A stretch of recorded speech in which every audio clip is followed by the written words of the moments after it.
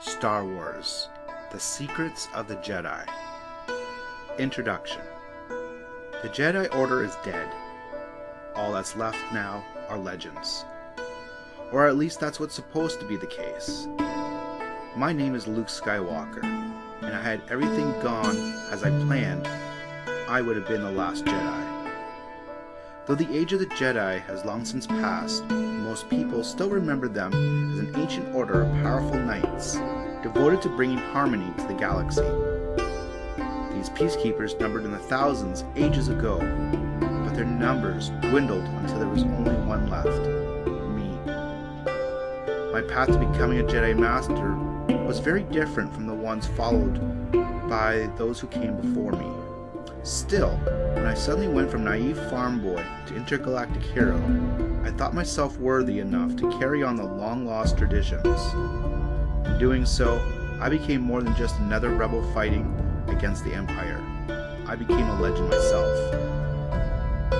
I even believed in my own legend for a time. I thought my triumphs were the sign of a new beginning for the Jedi Order, that I could build a powerful new force of light from the ashes of a dark empire. I almost succeeded in doing so. Legends don't always tell the whole story. The heroes at their center aren't always the shining beacons of light we so desperately want them to be. They have flaws and failures. At the time, my failures were almost more than I could bear. Instead of blaming myself for them, I blamed the Jedi. I became convinced the Jedi Order had done more harm to the galaxy than good. That they were so blinded by their own light, they let the darkness creep in and take control. And so I came here, to Octu, the most unfindable place in the whole galaxy, to die. And to let the Jedi die with me. I closed myself off from the Force for years after that. Swore off the old ways. Even tried to burn the last traces of the Order to the ground. I refused to make the same mistakes again. But by removing myself so completely from the world, I was failing everyone I loved. Everyone who believed in me, and everyone who ever believed in those ancient legends of noble warriors destined to bring light to the darkness. It had taken years of exile to convince myself I was doing what was right, but all it took was one young girl to show me how wrong I had been this whole time. I was focused on letting the Jedi die for so long, I had almost forgotten why they lived in the first place. Perhaps it's time to walk that path again. After all, what good are legends if we can't learn from them? The Jedi Code. Each member of the Jedi Order, from the youngest initiate to the wisest master, was devoted to following the Jedi Code. There is no emotion, there is peace. There is no ignorance, there is knowledge. There is no passion, there is serenity. There is no chaos, there is harmony. There is no death, there is the Force.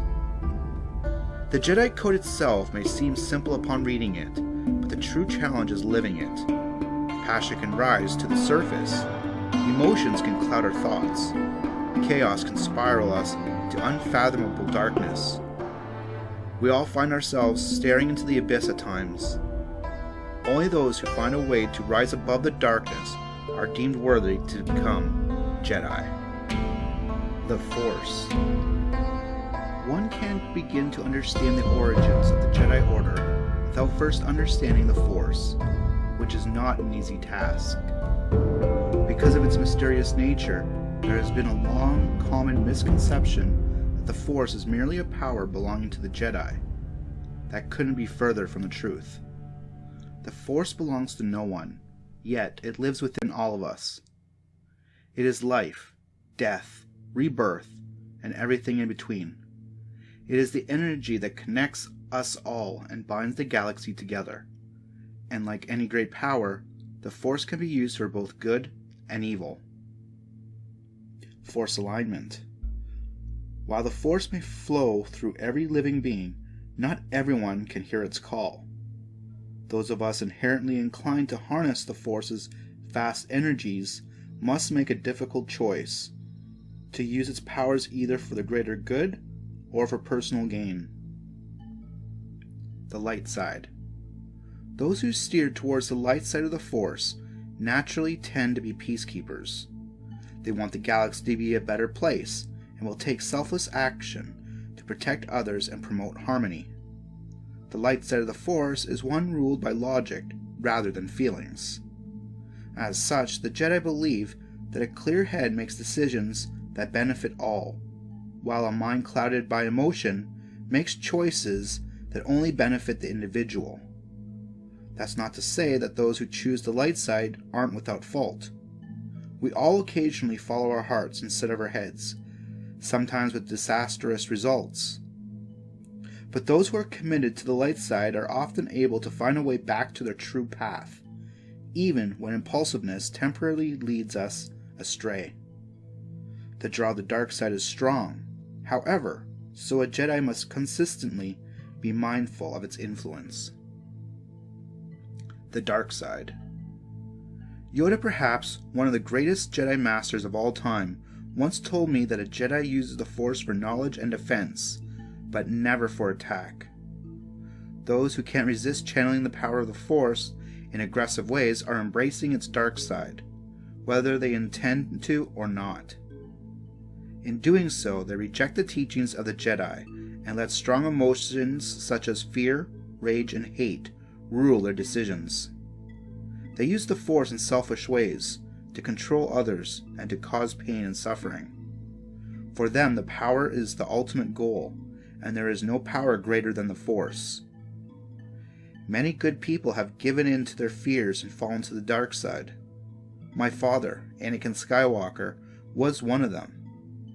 I too stand on the precipice, clearly unable to resist its seductive call. One wrong choice, no matter how well intended, can send a Jedi down the dark path. Balance in the Force. Using the Force properly is all about finding balance, and some Force users, particularly Force-sensitive children, known by the Jedi as younglings, are able to tap into its energies without an obvious alignment to either side. The Force simply flows through them in its purest form. Based on the constant struggles I've witnessed between the light and dark sides of the Force, perhaps their innate neutrality can teach us all a valuable lesson. Midi-chlorians. During the time of the Galactic Republic, the Jedi used science to explain why some of us feel the Force more strongly than others. Prospective younglings were tested by the Jedi Order for midi-chlorians, microscopic life forms that reside in all living things and impart the will of the Force to their hosts. Those with a higher number of midi-chlorians were able to hear the will of the Force more clearly than others.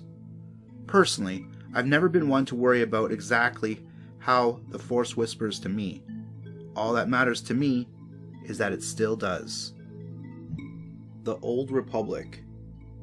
The Force may have always been with us, but based on what I've been able to piece together from the ancient texts here on Ahch-To, it seems the Jedi Order has existed for nearly as long. While most accounts of their earliest days has been lost to the ages, it's clear that the Jedi Order started thousands of years before I even held a lightsaber. What was once a simple religious sect devoted to the light side of the Force evolved into the most influential groups of peacekeepers in the history of the galaxy. Order from Chaos. Despite some gaps, a number of defining moments from Jedi history were carefully preserved and passed down through the generations, particularly tales about the Sith, a rogue faction who embraced the dark side of the Force. The Jedi and Sith battled each other over countless generations. The Sith were eventually exterminated, or so it seemed, and order was restored. From the ashes of that conflict, the Galactic Republic was born. With the Sith no longer a visible threat, the Jedi expanded their role, dedicating themselves to maintaining justice and preserving harmony across the known galaxy.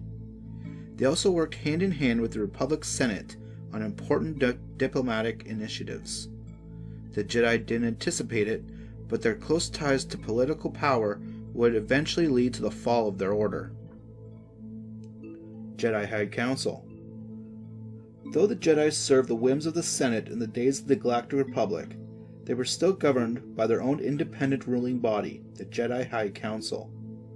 The Council convened at the Jedi Temple on Coruscant and had 12 seats, each filled with a highly experienced Jedi Master. This group conferred directly with the Chancellor on matters of galactic importance.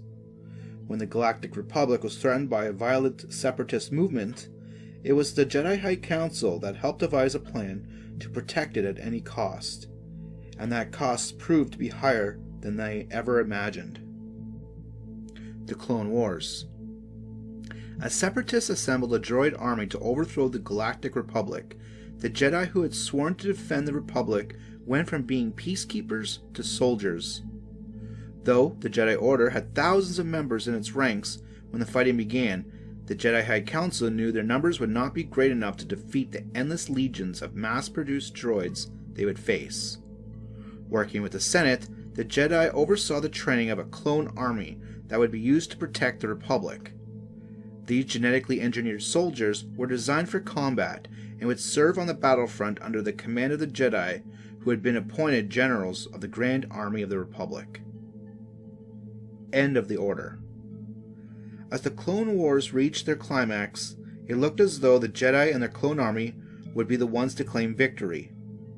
If only they had known that the Supreme Chancellor of the Republic, Sheev Palpatine, had secretly orchestrated the whole conflict as part of a plan to take control of the entire galaxy. When the Chancellor's betrayal came to light, a number of Jedi Masters confronted him, but they were slaughtered by the power-mad tyrant. The Chancellor, now revealed to be the Sith Lord Darth Sidious, issued Order 66, a secret protocol that forced the clone troopers to turn on the Jedi generals and murder them in cold blood. Few Jedi survived, and those who did, including two who would one day become my masters, Obi-Wan Kenobi and Yoda, went into exile as the dark side rose and the Empire began to dominate the galaxy. Anakin Skywalker. Originally a slave from my home world on Tatooine, my father, Anakin Skywalker, was brought into the Jedi Order as a young boy. Many Jedi believed that he was the Chosen One, identified in the ancient Jedi prophecy, and therefore destined to bring balance to the Force. Anakin quickly became a highly skilled Jedi Knight, but he was known to follow his heart instead of his head, often putting him at odds with the teachings of the Jedi Order and his master, Obi-Wan Kenobi. Desperate to protect those he loved from harm, Anakin was coerced by Darth Sidious into betraying his fellow Jedi. In doing so, he succumbed to the dark side, becoming the Sith Lord's apprentice, Darth Vader. He had indeed succeeded in shifting the balance of the Force, but in an unforeseen way, by ending the Age of the Jedi and ushering in a new dark era. Anakin nearly died at the hands of Obi-Wan during a fiery duel on Mustafar, but he was reborn in its wake as the dark harbinger of the new Empire. Jedi Masters and Knights. Despite public perception, the Jedi weren't perfect. They were people, beings from countless species, who had selflessly devoted themselves to making the galaxy a better place. In my younger days, it was their epic adventures on distant planets that inspired me. But now, it is the members of the Jedi Order themselves who I find fascinating. Knowing who they are and how they serve the Jedi Order helps us follow in their footsteps. Many of these Jedi became one with the Force long ago, but their stories have lived on and their names deserve to be remembered. Qui-Gon Jinn. While he may not be a Skywalker by blood, Qui-Gon Jinn shares a deep connection to my family's history through the Jedi Order. This revered Jedi Master trained Obi-Wan Kenobi, who in turn trained my father and then later became my mentor. Qui-Gon was well known for listening to the Force more than the Jedi Code, a trait that often put him at odds with the Jedi High Council. Master Jinn was killed by Sith Lord Darth Maul prior to the start of the Clone Wars, but he was the first of only a few Jedi who discovered a way for his spirit to transcend into physical form. Obi-Wan Kenobi. After the death of his master, Obi-Wan devoted himself to Qui-Gon's final wish, training young Anakin Skywalker. Together, Obi-Wan and Anakin became a formidable force in the war against the Separatists, leading clone troopers on a number of daring missions. Obi-Wan grew into a respected general and selfless Jedi Master over the course of the war. But everything changed when my father betrayed the Jedi Order, and Obi-Wan was forced to strike him down. Obi-Wan went into exile, becoming Ben Kenobi, a mysterious old hermit who lived out in the deserts of Tatooine. Little did I realize he had dedicated his entire life to secretly watching over me to ensure I was safe from the Empire, and from my own father. Kit Fisto. Hailing from the watery planet Glee and Selm, Kit Fisto was easily identified by the large black eyes and large head tentacles, traits of the amphibious Nautolan species.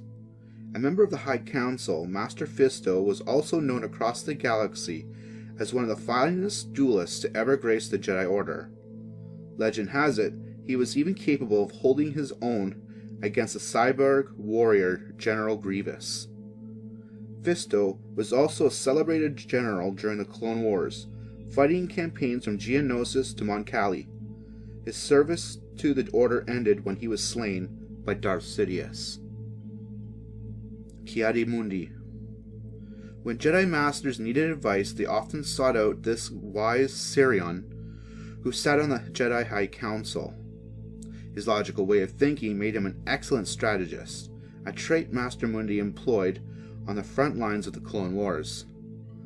Sadly, Mundi's strict adherence to logic often betrayed his ability to react to improbable developments, such as the return of the Sith. Even his powerful binary brain could never have predicted his own clone troopers turning against him on Magneto following the execution of Order 66. Shaak Ti. A member of the Jedi High Council, Shaak Ti was the Jedi Master chosen to oversee the Republic's cloning initiative on Kamino. A Tigrera, hailing from the planet Shilla, Master T was in charge of training the clone troopers for combat against the Separatist army. She was likely given the assignment because she excelled at both combatant and a teacher.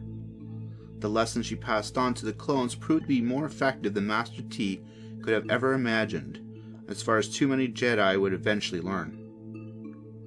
Plo Koon. A Keldor from Dorian, Plo Koon had to wear special equipment to survive the oxygen-rich environments, but he lived through most of the Clone Wars on skill alone.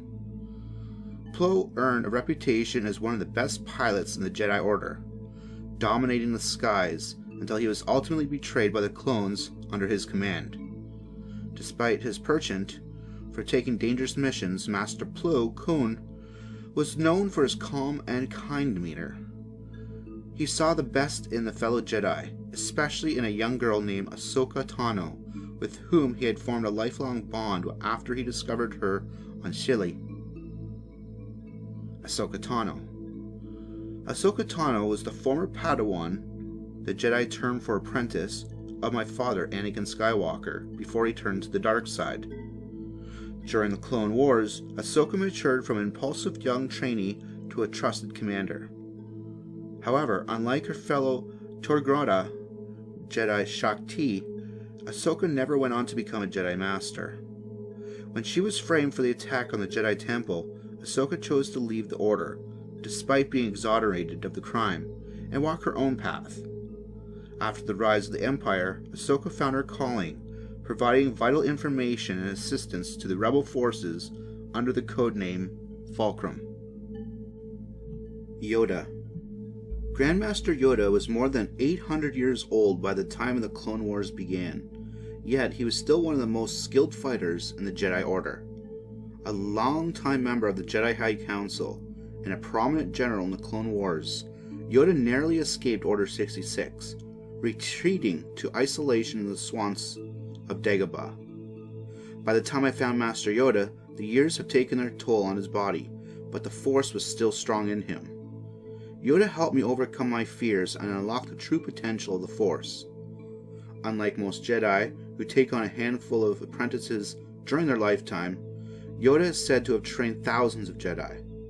I hope every one of them felt as fortunate as I did to have the opportunity to study under him. Mace Windu. This respected member of the Jedi High Council and general in the Clone Wars was a true defender of the Jedi Order and all that it stood for. Although he fought valiantly for the Grand Army of the Republic, Master Windu was never comfortable with how the Jedi and the Senate had become so deeply intertwined. He remained suspicious of the motives of those in political power, an instinct that proved well-founded when Supreme Chancellor Palpatine was revealed to be the Sith Lord Darth Sidious. Master Windu led a group of Jedi Masters to arrest the corrupt leader, and had my father not betrayed him, he might have bested the Dark Lord in combat. Depa Billaba. Born on Kaklita, Master Depa Billaba began her studies as the Padawan of Mace Windu, and eventually earned a spot beside him on the Jedi High Council. She was known for her deep connection to the Force, and willingness to make personal sacrifices for the sake of others. This became abundantly clear on Kalar when her clone squadron turned on her in accordance with Order 66. Master Billaba gave her own life to protect that of her Padawan, Caleb Dume.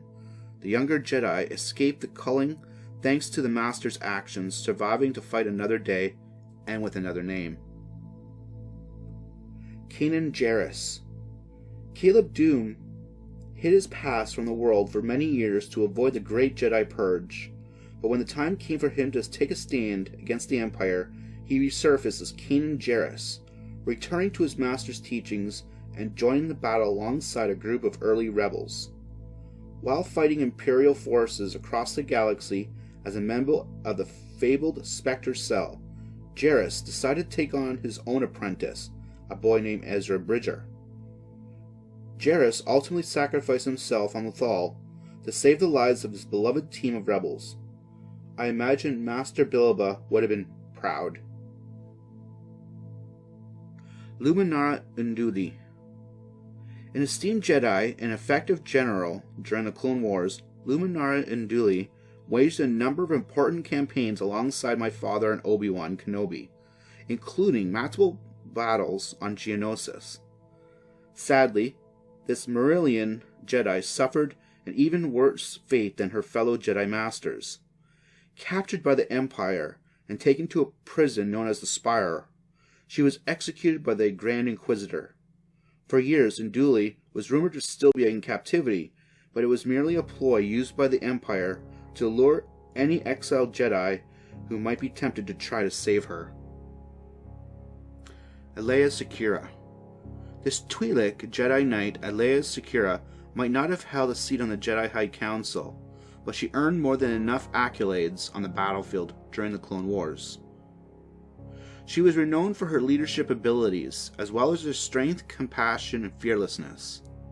Secura was unable to avoid execution at the hands of her own clone troopers when Order 66 was enacted. However, her death was one of many that echoed across the galaxy, causing a disturbance in the Force and alerting some of her fellow Jedi to the unexpected threat.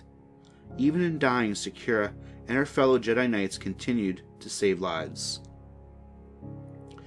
Quinlan Vos.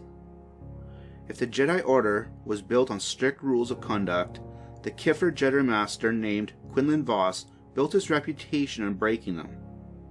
Although Master Vos's methods may have been unorthodox, they were certainly effective. He was best known for his unique ability to sense someone's memories by coming in contact with an object they had touched. Vos was also known for his illicit romance with Sith disciple Asajj Ventress. She helped Vos return to the light after he was forced to embrace the dark side by the Sith, Lord Darth Tyrannus. And though his forbidden love was destined to die, Vos is rumored to have been one of the few Jedi Masters to survive the Great Jedi Purge. Hulick. Long ago I came across the tomb of a Jedi Knight called Hulick in the Rodian swamps. Like most of his fellow Jedi Knights, Hulick served as a general during the Clone Wars and was struck down as a result of Order 66. There aren't many stories about Hulick in the Jedi texts, but his niece told me how he once flew alongside my father in battle. According to her tales, when her uncle was mortally wounded, he programmed his ship to return home for his final rest. Hulick's niece entrusted me with his lightsaber, which I quickly managed to render useless thanks to my youthful euphemism and ignorance. Fortunately, my skill at rebuilding Jedi weapons improved over the years. The chronicles of the Jedi are nearly endless, filled with tales of hundreds of masters and knights, and just as many Padawans and younglings, all devoted to making the galaxy a better place in the name of the Force. While few of these noble warriors lived beyond the rise of the Empire, their legends and their teachings showed me what it meant to be a Jedi, lessons I can draw inspiration from today. Jedi Starfighters. Flying always came easy to me. Growing up, I thought I was special, but it wasn't until I finally let the Force be my guide that I started to realize that my innate abilities might actually be coming from a source far beyond my control. In fact, most Jedi were known for their exceptional proficiency in the cockpit, tuning into the Force on a near subconscious level to pull off seemingly impossible mid-air maneuvers. During the Clone Wars, Jedi were commonly seen blazing through the skies in light interceptors like the Delta-7 Easterspite and the ETA-2 Actis. While I loved my X-Wing fighter, it would have been an honor to fly alongside Jedi legends in one of those beauties. Jedi robes. Traditional Jedi robes might look fairly plain, but that was the point. The Jedi were more focused on serving the will of the Force than on material comforts of the physical world. As such, they needed simple garments that kept them protected from the elements on a variety of planets, allowing them to blend in with a myriad of cultures and also provide them with the freedom of movement needed in combat. While the color and style of the robes could be customized according to individual tastes, a Jedi's attire tended to include the same basic elements: belted tunics with pants and boots covered by a long hooded cloak. While some Jedi incorporated traditional elements from their homeworld's culture into their clothing, most Jedi robes were a basic tan or brown. Jedi gear. Beyond their lightsabers, Jedi also carried a wide variety of equipment with them on their missions. Those items included small grappling hooks for scaling difficult obstacles, comlinks, and handheld holographic projectors for viewing and transmitting important information, and breathing devices for surviving on planets with underwater civilizations or unwelcoming atmospheres. Most Jedi carried these items in the pouches of their utility belt issued to them by the Jedi Order. These simple tools could often mean the difference between life and death in the field. Jedi armor. During the Clone Wars, the Jedi Order quickly evolved from their stoic peacekeepers to war-torn generals. Because of the Jedi's dangerous position on the front lines, traditional war robes weren't always enough to protect the members of the Order from the consistent barrage of attacks unleashed by the Separatist droids. To meet this threat, many Jedi incorporated armor, usually modified from the standard issue clone trooper gear, into their ceremonial garb. Though some Jedi wore full suits of body armor during battle, others donned only a few key pieces such as the chest plates and gauntlets. The dark side. Just as the Jedi drew on the power of the light, the dark side was the Force has many practitioners, all of them fueled by hate, anger, and fear, and willing to do whatever it takes to claim power for themselves. We must be mindful, however, that even the most noble of us can stray onto the dark path if we let our emotions cloud our journey. While Darth Vader was known throughout the galaxy as one of the most feared agents of the dark side, there are many others who have harnessed this and its might with devastating results. The Sith Lords. The most fearsome of the dark side acolytes, the Sith, have been trying to snuff out the light for thousands of years.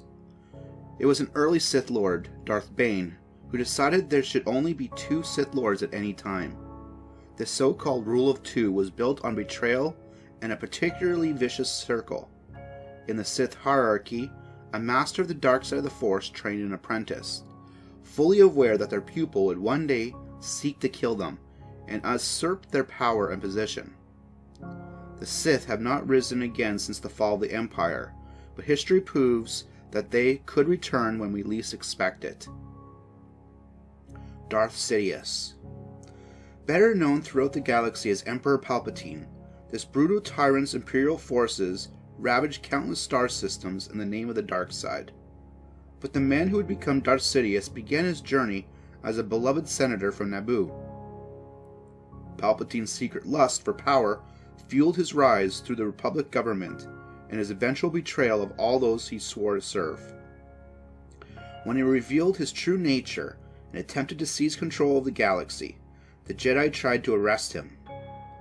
Darth Sidious was permanently scarred by his own Force lightning when Mace Windu tried to deflect the Sith Lord's attack. Though usually hidden beneath a dark hood, Palpatine's grizzled countenance would serve as a grim reminder of the price he paid for power.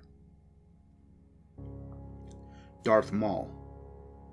The first apprentice of Darth Sidious, Darth Maul was a Zabarak Night Brother from Dathomir, who was trained in the ways of the Sith from a young age. Maul was fueled by a desire to exact revenge against the Jedi for destroying the Sith Order ages ago. After he was cut in half during a battle with Obi-Wan Kenobi, Maul was long thought dead. But he returned, driven by hatred and an unquenchable desire for revenge on the Jedi and the Sith alike. Maul continued to spread chaos beyond the Clone Wars, leading the criminal organizations known as the Shadow Collective and Crimson Dawn. He would eventually face Obi-Wan again in another duel in Tatooine. However, this warrior of the dark side would not survive their encounter. Darth Vader. He may have managed to survive his duel with Obi-Wan Kenobi on Mustafar, but for all intents and purposes, the man who was once Anakin Skywalker died on that lava-drenched world. His charred remains were recovered and rebuilt into something new, the towering obsidian warlord known as Darth Vader. Now more machine than man, the love and compassion that had once ruled his decisions were replaced by pain and anger.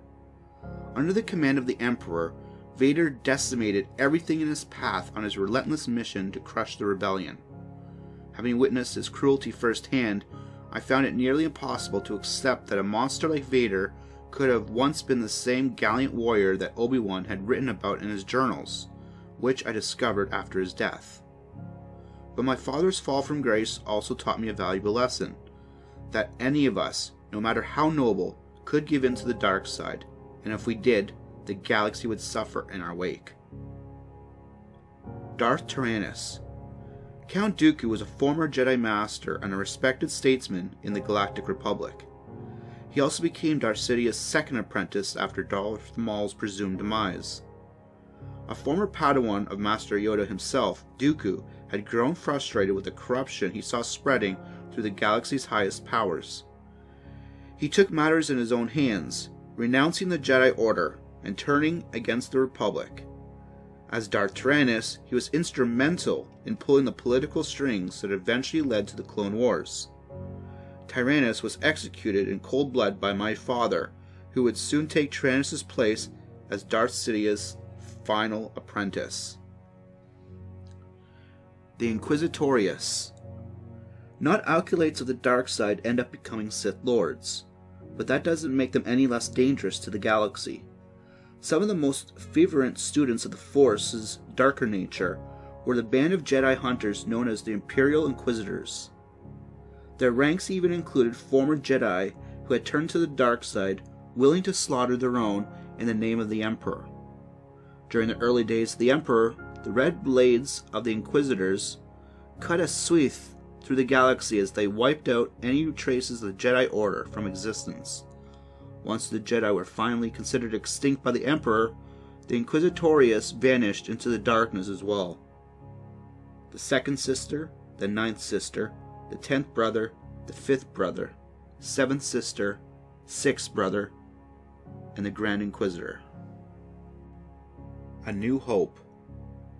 I was born soon after the enactment of Order 66 and the fall of the Jedi Order. So for almost as long as I can remember, the world I lived in was one without Jedi and seemingly without hope. For some reason, though, I was still able to find something to hold on to. Maybe it was the Force calling me towards some great destiny, but I knew deep inside that the dark shadow cast by the Emperor would eventually have to give way to new light. Fortunately, I wasn't the only one who felt that way. Against all odds. Order 66 might have seemed like a quick and efficient method of eliminating the Jedi, but not every member of the Order succumbed to the act of betrayal. A small handful of Jedi managed to escape execution, but their numbers continued to fall during the years that followed. As Palpatine strengthened his grip, the remaining Jedi became the galaxy's most wanted fugitives, hunted down by Vader and his forces in the name of the new Emperor. When the Great Jedi Purge ended, only a few remained, most of them in hiding. Although the Jedi were forced to stay out of sight, freedom fighters opposed to the new Empire sought out these survivors using holocrons, devices designed to store important Jedi data, and scouring the galaxy for any clues that might lead them to these exiled heroes. The Jedi's guidance and stories of survival inspired even the most impressed Imperial subjects to take up arms against the Empire. Looking to the stars. While the rebels and the remaining Jedi were already assailing on the oppressive Empire, I was still stuck on Tatooine, working on my Uncle Owen's moisture farm under the planet's twin suns. Although I spent my days dreaming about battling the Empire's forces, the most excitement ever got was shooting womp rats and racing through the cannons of my T1 Skyhopper. That is, at least until Obi-Wan came into my life. Following what seemed to be a chance encounter involving a runaway astromech and overzealous Tusken Raiders. The resulting meeting was one the former Jedi Master had been preparing for since the day he brought me to Tatooine when I was just an infant. Like father, like son.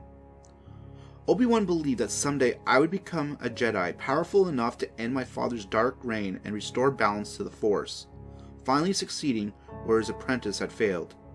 It was Obi-Wan who gave me my father's old lightsaber, and who finally got me off Tatooine and out into the galaxy.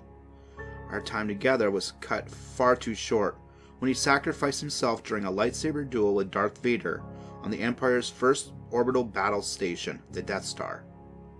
But while Obi-Wan may have left this world behind, he lived on in the Force, steering me on a path towards the light. It was a spiritual guidance that helped me find the focus needed to destroy the Death Star, giving the rebel forces a much-needed win against the Empire. The Jedi Strike Back. What was a huge victory for the rebels proved to only be a temporary setback for the Empire. As their reign of terror continued to sweep across the galaxy, it soon became clear that in order to play my part in the fight, I had to continue the journey that Obi-Wan had started me on.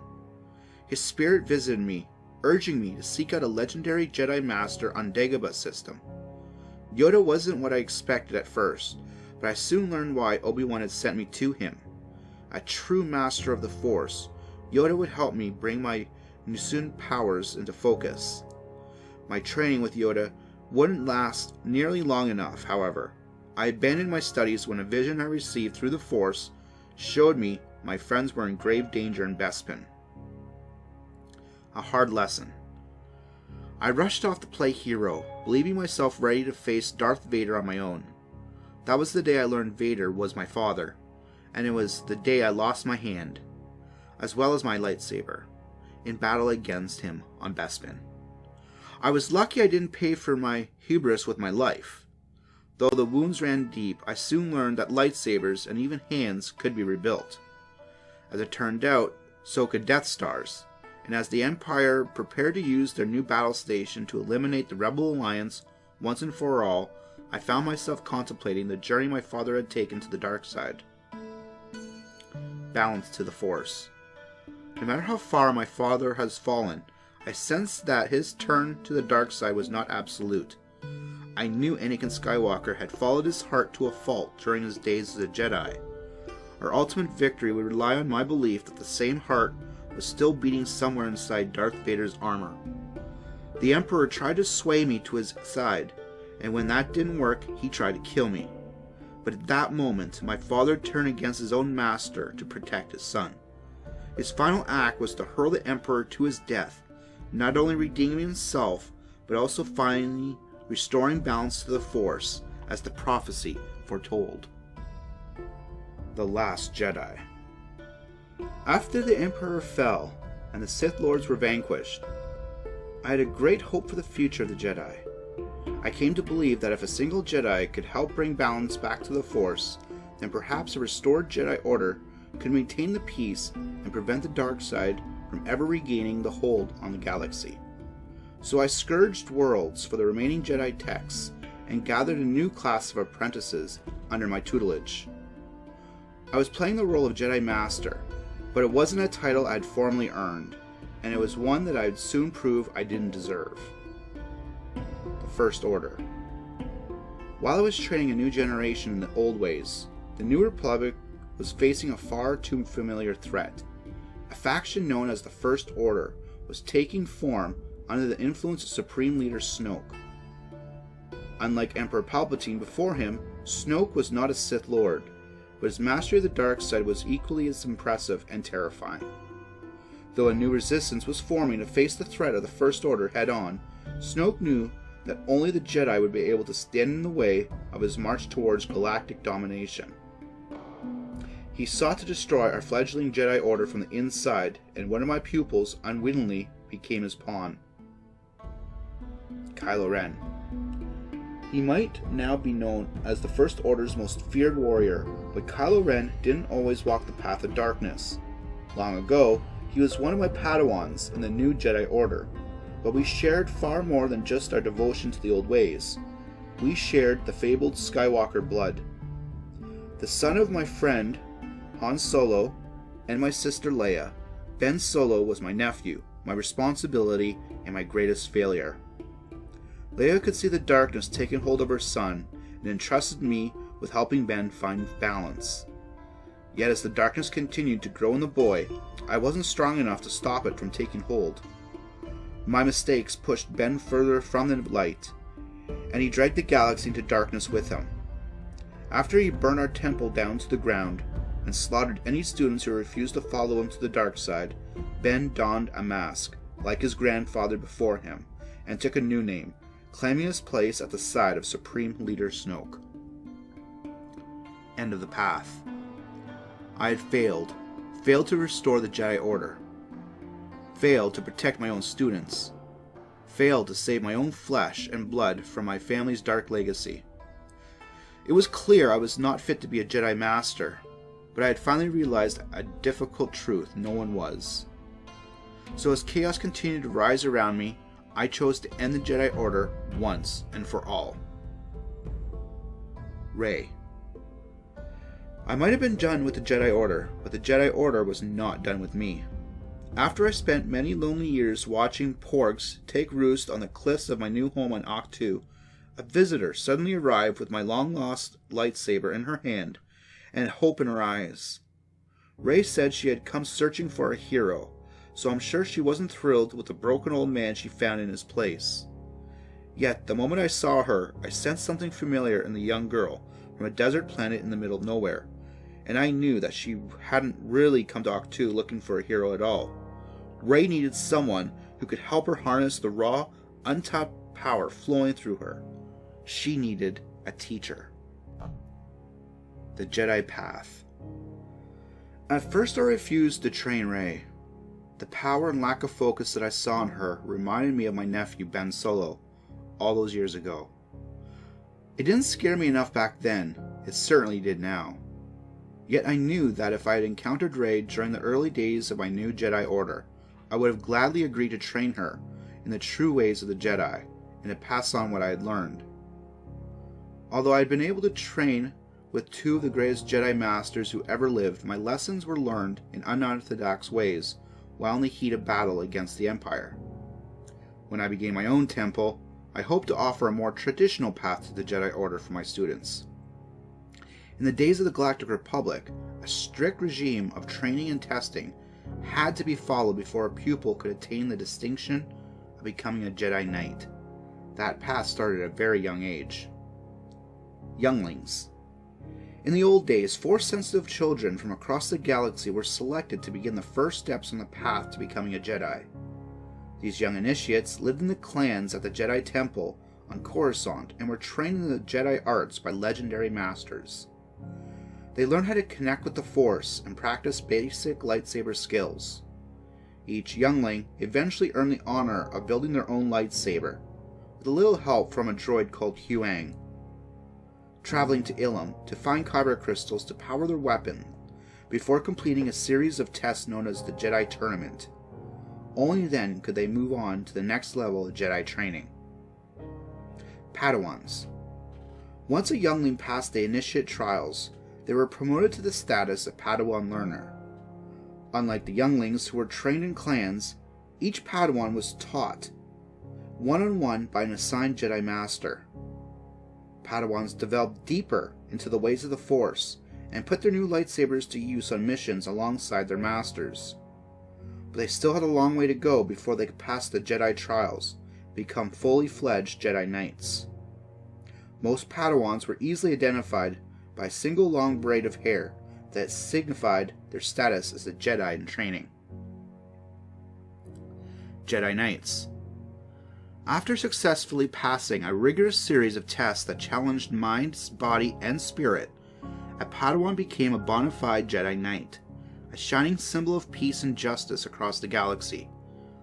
Fully trained in the ways of the Force, Jedi Knights were sent out into the galaxy, serving as an extension of the Order to keep the peace and restore harmony across the Republic. Jedi Knights were able to take on Padawans of their own, continuing the cycle and keeping the Order alive.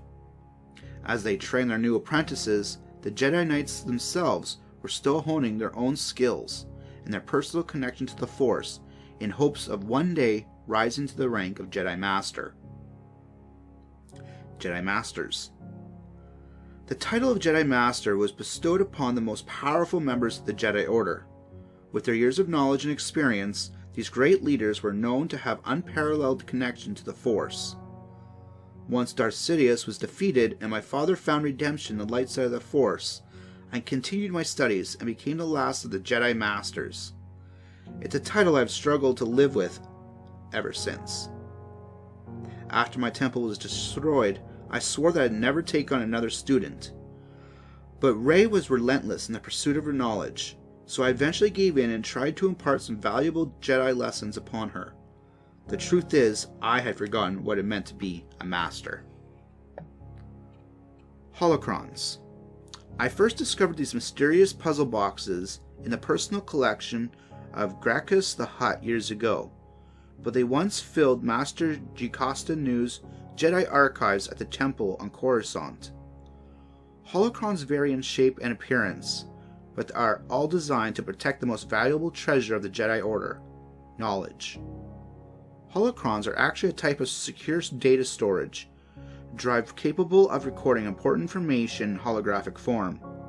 These devices often hold insight into the history of the Order and valuable teachings from the Jedi Masters throughout the ages. Non-Jedi have been trying to crack the secrets of the Holocrons for centuries, but it takes a Jedi Master in perfect alignment with the Force to unlock one. The Sith use Holocrons as well, likely to hide the dark secrets of their own Order. Lightsabers. When Rey arrived on Ahch-To, she presented me with my father's original lightsaber, which I'd lost on Bespin all those years ago. She truly believed that returning it would convince me to rise again as the Resistance last hope for victory. That wasn't the case, but I can understand why she thought it might work. Over the centuries, lightsabers have become a symbol of the Jedi, almost inseparable from the Order itself. But while the power of the lightsaber may be a stuff of legends, it's easy to forget that these weapons are no more than a carefully crafted assemblage of metal and wires. Assembly. After losing my first lightsaber in Bespin, I was forced to walk the path of a true Jedi and build my own. Relying upon my techniques and knowledge I had acquired, I was able to assemble a new weapon, perhaps one of only a few select that have been crafted since the fall of the Jedi Order. While I may not have had assistance from a lightsaber building droid like the younglings of old, I found that the mechanical construction of lightsaber itself was fairly straightforward. Every lightsaber hilt is customized to the individual Jedi's needs and preferences. but no matter the appearance, each weapon contains the same basic elements: power insulators, cycling field energizers, energy modulation circuits, a focusing lens, a blade emitter, and most importantly, an energy core containing a kyber crystal. Add a few more control dials to adjust the length and intensity of the blade, and you have yourself a Jedi's best friend. Styles. The sheer number of Jedi active during the days of the Galactic Republic naturally resulted in countless variations of the lightsaber's basic design. Some of these modifications were merely aesthetic, while others enhanced the lightsaber's functionality in unique ways. While the traditional single-bladed lightsaber was the design most Jedi used, some preferred creative adaptations of the classic weapon. Double-bladed. This long staff-like weapon was a blade on both ends and contained 2 kyber crystals, and twice the amount of eternal mechanisms. Some double-bladed lightsabers could be detached to create 2 individual weapons, while others, like those used with the Imperial Inquisitors, had blades that were designed to rotate freely around their hilt. Lightsaber Blaster. Combining the power of a lightsaber with the range of a sidearm, this unique dual weapon allowed its user, Ezra Bridger, to shift between blade and blaster, making it extremely versatile in combat. Crossguard. With perpendicular vents to release additional energy generated by unusually powerful or damaged kyber crystals, this cross-shaped lightsaber, based on an ancient design, emits 2 shorter side blades from its hilt that not only protects a user's hand, but is also deadly in battle. Shoto. These are more compact lightsabers, were more commonly used by Jedi of smaller stature, such as Master Yoda, but they were also occasionally used like dagger-like weapons by larger Jedi.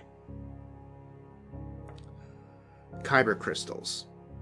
Kyber crystals are rare gems capable of focusing and amplifying energy. They can be found on planets that have a high natural concentration of force energy, such as Jedha and Ilum. Each kyber crystal is unique and requires a force-sensitive being to align and activate it during the lightsaber assembly process. Each kyber crystal starts out clear, but once it is awakened by the Force, its color shifts to match the nature of its master. The color of the crystal determines the color of the lightsaber's blade. So the most common colors of Jedi lightsabers include blue, green, and violet. Red lightsabers are typically attuned to those who have succumbed to the dark side of the Force. Blades with damaged kyber crystals can still function, but the energy they emit are often as dangerous and unpredictable as the person willing to risk wielding them. The fact that Kylo Ren chose such a crystal for his weapon is unsurprising. Lightsaber combat. I might have refused to train Rey in the ways of the Jedi at first, but that didn't stop me from keeping a close eye on my new visitor. As I observed her practicing her lightsaber technique on the cliffs of Ahch-To, I came to realize that she already possessed raw yet impressive fighting skills. But anyone who gets their hands on a lightsaber can slice a few boulders in half. The true secret to mastering the Jedi's weapon is to use it in perfect unison with the Force. Training. It's said that wielding a lightsaber is less like swinging a sword and more like directing a current of power. When you're attuned to the Force, your thoughts and actions all become part of the same flow of energy, which is then directed through the kyber crystal and into your lightsaber's blade. But that kind of focus takes practice. In the days of the Order, younglings would study lightsaber combat from an early age at the Jedi Temple on Coruscant, using low-powered lightsabers designed specifically for training. At first, their primary focus was defense, learning to block laser blasts while wearing special helmets that observed their sight. By doing so, they could learn to let the Force be their guide. Only after mastering the defensive arts could they begin to study offensive techniques under the tutelage of some of the finest duelists the Jedi Order had to offer. Offensive capabilities. Obi-Wan once said lightsabers were an elegant weapon for a more civilized age. But even if they were not as clumsy or random as a blaster, lightsabers are just as deadly in the wrong hands. That's because they are capable of cutting through virtually anything, from the limbs of a wampa to the security doors of an Imperial Star Destroyer. Only a few types of armor have been designed to withstand the power of these blades. However, lightsabers can be deflected by other weapons carrying a strong electrical charge. Defensive capabilities. The blade of a lightsaber can be used to block attacks from another lightsaber or to repel blaster fire. In the hands of a skilled master, a lightsaber blade can also be used to redirect that barrage of blasts right back to the enemy who fired them. Seasoned Jedi can even use their lightsabers to block attacks of Force lightning generated by Sith Lords. Stances and attacks. Jedi taught their apprentices a series of fighting stances and moves that, once mastered, prepared a Jedi Knight for virtually any combat scenario. When linked together, these simple moves can create a powerful series of attacks. The ready position. One of the most basic combat stances. In this position, a Jedi holds the hilt of their saber at the waist level with two hands as they ignite their blade. Low block. A Jedi extends their lightsaber to their side, pivoting the blade as needed to repel both low and middle strikes. High block. To block powerful high attacks, a Jedi holds their lightsaber overhead with two hands, keeping its blade angled downwards to absorb maximum impact. Low strike. Sweeping blows aimed at the legs can quickly disable an opponent's mobility and end a battle before it ever truly begins. Middle strike. A mid-level attack on an opponent may be the easiest to employ with either one or two hands, but it's also the easiest type of attack to block. High strike. A two-handed high attack can be extremely effective, but are used sparingly, as the aggression that fuels them can open a Jedi to the dark side. Light Force abilities. Rey's first lesson during her brief time in Ahch-To was one of the most crucial for any potential Jedi: connecting with the Force. Just as Obi-Wan had done for me all those years ago, I instructed Rey to open her mind to the world around her. She was able to reach out and feel how the Force flowed through everything. Everything except me, that is. Though I had consciously disconnected myself from the Force's infinite energies long ago, there was a time when I devoted my entire life to learning how to utilize its powers in ways that could benefit the galaxy. The wide variety of abilities derived from the light side of the Force will serve Rey well as she faces the many trials ahead of her. Mind Trick. From Coruscant to Kashyyyk, everyone has heard of the fabled Jedi mind trick, but those who have been on the receiving end of their telepathic technique rarely remember. As its name suggests, this ability allows Force users to subtly influence the thoughts and actions of others. This simple form of mental persuasion can be used to reach a peaceful solution and avoid confrontation, causing foes to turn a blind eye or momentarily go against their instincts. This ability works particularly well on the weak-minded, but some species, including Hutts and Tadorians, are naturally immune to its influence. Telekinesis. Those adept at using the Force are able to access its energies to manipulate objects using nothing but their minds. It may seem effortless, but it's not an easy skill to master, requiring a great deal of focus and willpower. It wasn't until my training with Master Yoda on Dagobah that I began to realize its true potential, watching as he lifted the Force to my X-Wing from the swamp. I found countless valuables uses for telekinesis myself, from clearing debris in my path to calling a lightsaber to my hand in the heat of battle. Push. A Jedi traditionally uses telekinesis to move inanimate objects, but there are some occasions when one might be used to use the Force to use this ability on an enemy combatant. At those times, employing a simple telekinetic push can help neutralize an attacker and clear a path to safety. The stronger the push, however, the more likely it's going to cause serious injury. A true Jedi should only use this ability as a defensive tool, not as an offensive weapon. Jump.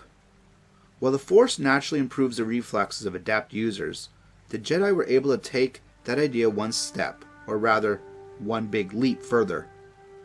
By augmenting their acrobatic dexterity through the Force, Jedi could vault heightened distances far beyond the capabilities of most organic beings. Many Jedi relied on their enhanced abilities to leap to normally inaccessible places or escape impending danger. Visions. Jedi are known to have elaborate and often cryptic visions of the past, present, and future. These visions can occur at any time, but are particularly common during meditation or sleep, or upon entering a location highly attuned to the Force. They could serve as grim warnings of what is to come. They also hold secrets and solutions that could aid the Jedi in their quests. Although they are filled with deep meaning, these visions can be just as mysterious as the Force itself. I've had my fair share of them over the years, and have often found myself with more questions than answers. Spirits. After Obi-Wan Kenobi fell in battle against my father, I was afraid I'd never see him again. Little did I know, he would return to watch over me as a Force spirit. At first, I only heard Obi-Wan's voice in my head, but I later discovered that he could manifest as a fully visible apparition and even interact with the physical world. In time, I would discover that not all Jedi have the power to transcend death. It requires special training that Master Obi-Wan's master, Qui-Gon Jinn, received from ancient Force priestesses. That knowledge was then passed down to a select few, including Obi-Wan Kenobi, Yoda, and my father. Their spirits guided me for many years, but vanished when I shut myself off from the Force. It's a relief to feel their presence again after all this time. Dark Force abilities. Rey's innate connection to the Force was stronger than I have anticipated, but that strength was still raw and unbalanced, and her mind was almost immediately drawn towards the darkness.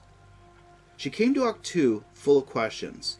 The dark side was all too ready to provide her with answers. Those willing to exploit the more nefarious aspects of the Force are able to tap into extraordinary powers, but the cost of using these abilities is almost always far greater than their worth. Mind Probe. The Force's influence over the mind of other beings can be a valuable tool in the right hands, but it can easily be abused as well. Those on the dark side have been known to use the Force to read the thoughts of other beings and, if necessary, search their minds for information. This process is known for being exceptionally painful for the subject undergoing the probe. Rey told me Kylo Ren used his power on her to try and determine my location. Thankfully, she was strong enough to resist. Bond. On occasion, the Force allows us to connect with another living being and communicate with them across great distances, seeing what they see and feeling what they feel. Though this may seem like a harmless and perhaps even valuable ability, it is easily manipulated by those on the dark side. Some powerful Force users have been able to create secret bonds with others who are unaware of their connection. They then use those bonds to corrupt their target and steer their actions. Even if the unwanted bond is detected, it can still be extremely difficult to break. Choke. This ability perfectly exemplifies how acolytes of the dark side can twist the Force powers to their sinister whims. After employing a simple claw-like hand gesture to focus the attack, a practitioner of the dark side is able to use this ability to remotely strangle anyone who opposes them. Some use the corrupt form of telekinesis merely as a method of punishment and control, while others take the power much further and crush the life out of their foes. Although quite efficient, this ability is rooted in fear and designed for pain, making it a power that a Jedi rarely calls upon. Lightning. The ultimate physical manifestation of the Force is also one of the most malicious forms, and is most commonly generated by those heavily versed in the ways of the dark side, such as Sith Lords. This aggressive energy attack is usually released from the fingertips in the direction of the intended target, leading to severe injury, disfigurement, and death. Some Jedi Masters were capable of absorbing small bursts of it into their bodies with minimal damage, But after surviving a lightning attack at the hands of the Emperor himself, I can attest to how excruciating painful this weaponization of the Force can be. Worshipping the Force. While their efforts might not have been paid off in the way they had hoped, Rey and her allies in the Resistance deserve credit for managing to track me down. I didn't exactly make myself easy to find, but I chose Ahch-To for more than just the fact that it was nearly impossible to locate. I came to this water-covered world because one of the many remote islands housed the site of the first Jedi Temple, built 1,000 generations ago. Ahch-To's humble stone huts and foreboding caves may be where the Jedi began, but as the Order's influence across the galaxy grew, so did the number of places where the Force could be worshipped by devotees of both the light and the dark sides. Jedi Temples. The first humble Jedi temple was built right here in Ahch-To, but as the centuries passed and the Jedi Order spread, the thousands of temples they built across the galaxy became more intricate and unique. The most famous of the Jedi temples, located on Coruscant, served as the home of the Jedi High Council and the vast library of the data known as the Jedi Archives. When the Empire took control of the galaxy, the Temple on Coruscant became their new Imperial Palace. Most Jedi temples on other worlds were mined for their ancient secrets by Imperial forces and then reduced to rubble. Some Jedi temples, like the one on Lothal, were hidden in plain sight and only could be found by those strong on the light side of the Force, though the Emperor was never far behind. Temple of the Kyber. This temple's enormous spire stretched high above the walled holy city of Jeddah, welcoming all believers. The temple was home to the Church of the Force, a group whose followers had no Force sensitivity, yet they still chose to follow the teachings of the Jedi Order. The Church of the Force started as an underground movement during a time when the Empire strictly forbade the group's form of worship, but their flock only grew stronger despite continued oppression over the years. The Temple of Kyber was protected by the Guardians of the Wills, a near-extinct order of fiercely loyal warrior monks, until the Jedi's holy city was obliterated when the Empire used the area as a test site for the first Death Star's superlaser. Sith Temples. While Jedi temples could be found on countless worlds during the days of the Galactic Republic, by that time most of the ancient Sith temples had long since been buried. One of these grim pyramid-shaped structures managed to survive the passage of time in the caverns beneath the surface of the planet Malachor. This was the site of the Great Scourge, a brutal massacre that decimated the Sith Order eons ago. The temple, filled with petrified remains of those who fell in combat, lay dormant for thousands of years until it was rediscovered by Kanan Jarrus' cell of rebels. It is said that those who visit Malachor's hidden temple can be overwhelmed by rage and hate that still infuses the Jedi ashes covering the site. Fortress Vader. It seems fitting that Darth Vader's ultimate monument to himself was built so close to the site of his most brutal defeat. Constructed on top of the Sith cave on Mustafar, the lava-drenched world where Obi-Wan defeated his former apprentice and left him to die, the Obsidian Stronghold was where my father would go to meditate and heal between battles. The castle's unique shape was based on designs by an ancient Sith Lord Momin, and was specifically attuned to the dark energies of that world for one purpose: to pierce the veil between life and death.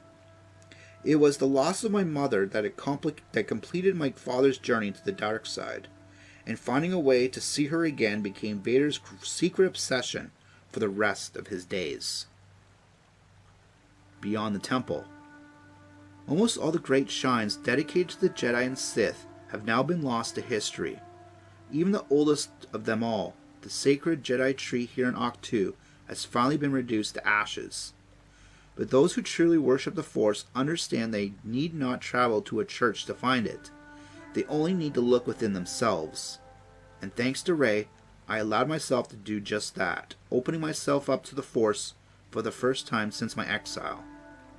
Even though she departed Ahch-To, her presence here was felt more than she'll ever know.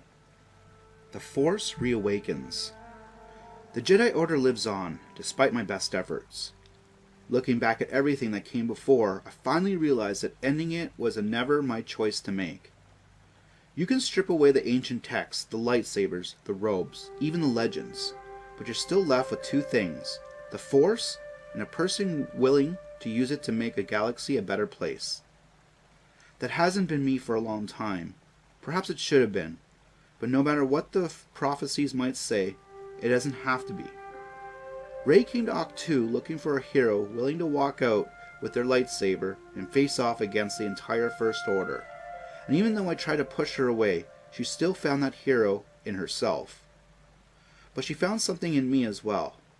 She found a way to push me past the fears and doubts I'd held for so long, to remind me who I once was, who I could have been if I hadn't shut myself off from the galaxy and from the Force. For a brief moment, she reminded me why I walked the path in the first place. Master Yoda always said I was so busy looking off at the horizon that I missed what was happening right here and now. I suppose there's some truth to that. I spent so long worried about what the Jedi could become in the future that I forgot what they needed to be in the present, beacons of light in the darkest of times. And it's been far too easy to ignore just how dark things have gotten while I've been hiding away at the edge of the galaxy. But now that I've opened myself up to the Force again, it's not as easy to hide from the truth. The First Order is growing in power, and the darkness is growing with it. Rey truly believes she can reach out to Kylo Ren, to find the good within him and to bring him back to the light, just as I did for my father all those years ago. I'm not so sure it's possible. Not for him, not for any more. But even if my nephew is lost to the darkness as I fear, that doesn't mean a brighter light won't rise to drown out the shadow he's casting across the galaxy. The Jedi could have been the light if I would have let it be. I haven't changed my mind about the mistakes that I made, but I can see their failures didn't warrant an eradication of the Order. I should have learned from their failings so that I could discover how to grow beyond them into something better. Just as the Jedi of old had inspired me, maybe it's time for me to inspire the next generation of heroes, of rebels, to reach towards the light, even if the path they need to take there is different from my own. If I can do that, maybe all hope isn't lost. And maybe I won't be the last Jedi after all. May the Force be with us always. Luke Skywalker. The end.